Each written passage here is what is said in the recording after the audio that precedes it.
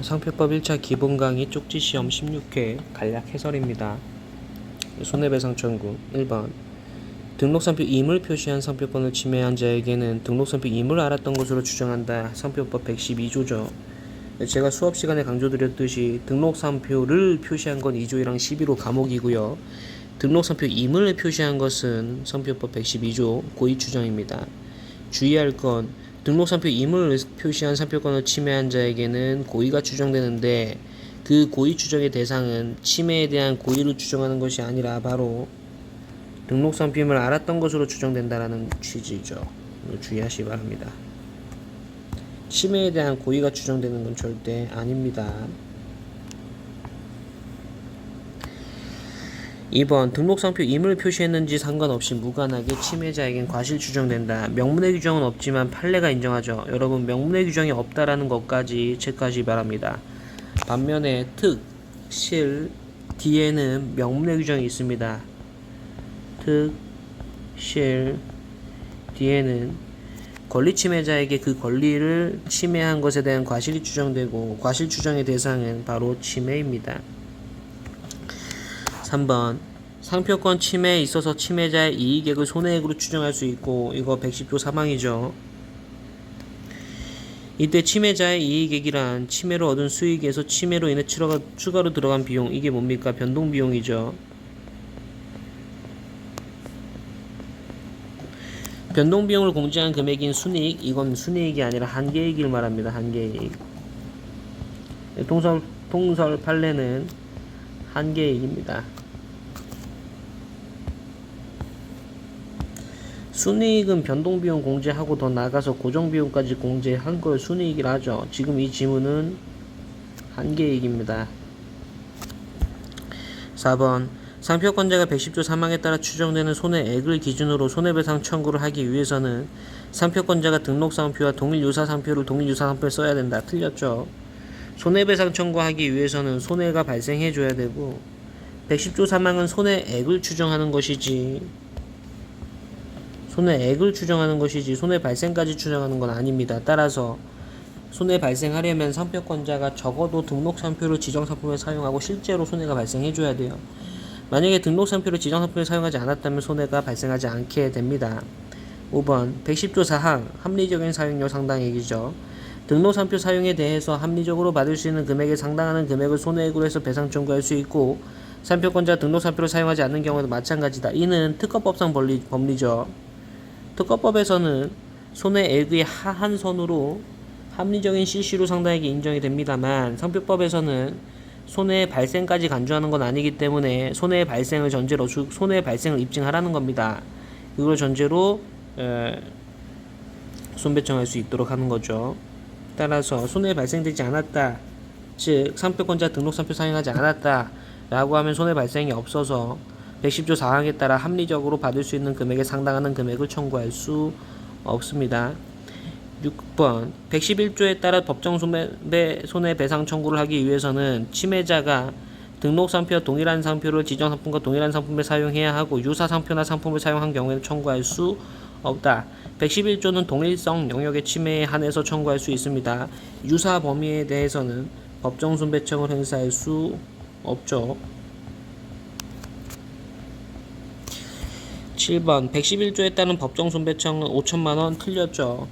과거엔 5천만원이었어. 개정됐어요. 1억. 고의침해 3억이죠. 8번 상표권자가 109조에 따라 손해배상을 청구하는 경우 상표권자는 법원이 판결을 선고할 때까지 틀렸죠. 변론을 종결할 때까지죠. 변론 종결 시까지 법정 손배청으로 변경할 수 있습니다. 그렇다면 법정 손배청을 반대로 일반적인 109조에 따른 손배청으로 변경할 수 있을까? 상표법에는 규정이 없다 하지만 민사소송법상 변경이 가능합니다. 기타 벌칙 보겠습니다. 상표권 전용사용권을 침해한 자는 7년 이하의 징역 1억 원 이하의 벌금형에 처하고 관이사 불벌죄가 아니죠. 상표법은 비친고죄로 규정하고 있습니다. 공익적 성격이 강하기 때문이죠.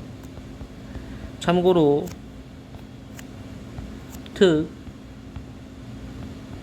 실, 디 에서 침해죄는 반의사 불벌죄입니다. 친고죄에서 반의사 불벌죄로 개정이 되었어요. 심판 보겠습니다. 심판 원장은 당사자 신청 또는 직권으로 대리인을 선임하여 줄 수 있으나 그 심판 청구 이유가 없음이 명백한 경우에는 권리 남용이라고 인정되는 경우에는 그러하지 아니하다. 자, 국선 대리는 신청에 의해서 하는 것이고 심판원에서 직권으로 할 수는 없는 겁니다. 2번 무효 심판의 심결이 확정된 경우에는 언제나 누구든지 같은 사실 및 같은 증거에 의해서 다시 심판을 청구할 수 없다. 일사부재리를 말하는데 일사부재리는 단순히 심결이 확정된 것으로는 부족하고 더 나아가서 그 심결이 본안심결이어야 합니다. 본안심결. 이 심결이 본안심결이어야 하고 만약에 이 심결이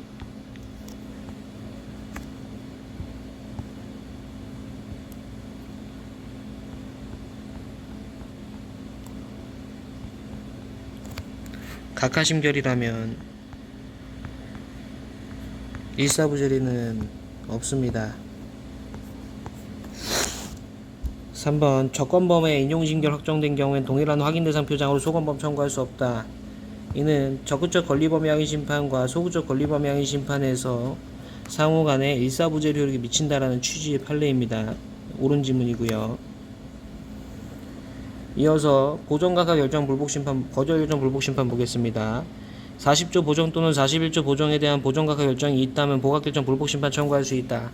자, 보각결정 불복심판은 115조에 규정되어 있는데요. 40조 보정에 대해서는 불복할 수 있지만 41조 보정에 대해서는 보정각하 결정에 대해서는 불복할 수 없습니다. 2번 당사자의 심판과 달리 거절결정 불복심판에서는 보조참가 허용되지 않고 심치소에서는 허용되죠. 투애니언 판례죠. 심치소에서는 허용된다. 왜? 심치소에서는 민사소송법상 보조참가 허용됩니다.